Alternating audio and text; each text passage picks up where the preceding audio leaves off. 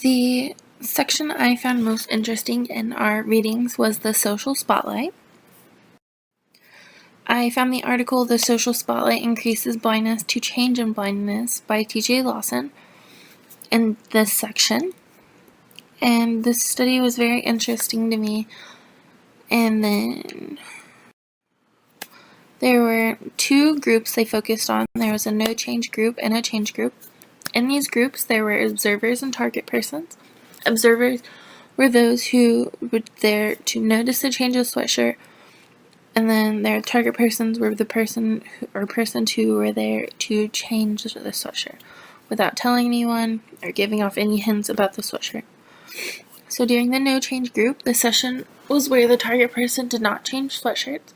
They were automatically in the khaki American Eagle sweatshirt. And in the change group, the session is where the target person changes from a plain gray sweatshirt to a khaki American Eagle sweatshirt.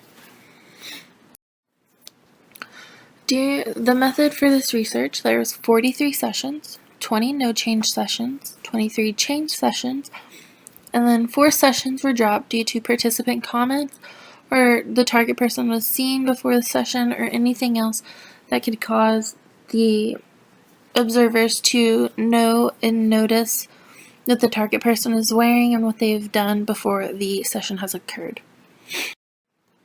There was 175 undergraduates who participated in this sample. 39 were target persons, 23 of those were women, and 16 were men.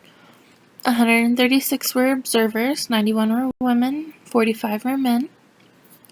79% of sessions contained 2 or 4 target persons. 18% had 5 target persons, and 1 session had 7 target persons.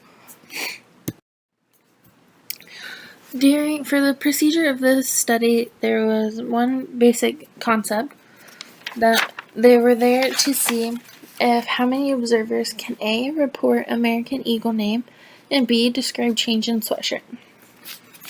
So how participants signed up for this class is they signed up in class for a 10-minute extra credit session. They didn't know what they were doing during the session, they just knew they were there for extra credit, and they signed the permission slip and everything.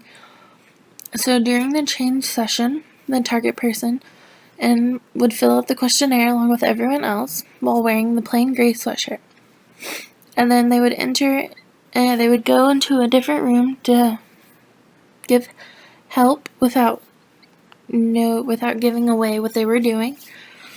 And then in this room, they would change from their plain gray sweatshirt to their khaki American Eagle sweatshirt, and they would fill out another questionnaire. Then the target person would go back into the room and they would play the games, and then after so long, the target person would leave, and then the observers would fill out another questionnaire to see if they could remember anything about the target person. In the no change session, it was very similar, except for the target person would enter the room already wearing the khaki American Eagle sweatshirt, so there was no plain gray sweatshirt or change of sweatshirts in the no change session. The results of this study were there was 12.89% observers who could accurately describe the change in sweatshirts, and then targets overestimated the amount of observers who would accurately describe the change in sweatshirt by 45.38%. For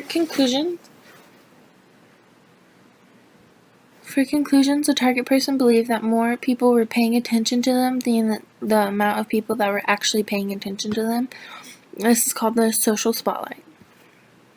Target person's average estimate was 58%, and then the observers quickly noticed an average of 17%. So there was a pretty big gap of how many people noticed compared to the people that the target person thought would notice.